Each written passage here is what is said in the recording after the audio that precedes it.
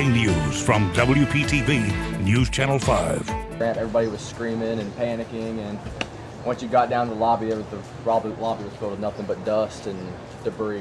Right now, the clock ticking as search and rescue crews dig through the rubble in the wake of this partial building collapse in the area of Surfside. It happened very early this morning at the Champlain Towers South condominium.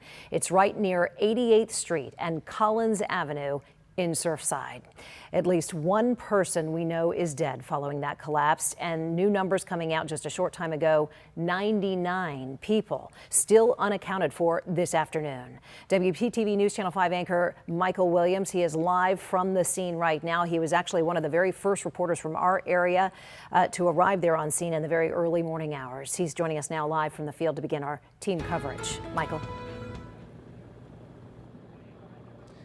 Shannon, so many have said that this is impossible to believe. How could it happen here, they say? How could a condominium fall down in a place like Miami Beach or even in America? And yet it has happened, and so many questions about the hows and the whys. But the human equation right now is the one that is dominating all thoughts and is so heart-wrenching for so many people. You see the Champlain South Tower condo at 8777 Collins, Surfside, in the north end of Miami Beach, and it's on the ocean side where the devastation occurred at about 1:30 this morning. We have footage of the pre-dawn hours as fire rescue teams, including the elite urban search and rescue team from Miami-Dade County Fire, rushed here to see what the situation was and to try to get people to safety. I talked to a woman who was just feet away from where the collapse happened. She and her husband so thankful to be alive, but so worried about those they knew who lived in the collapse zone.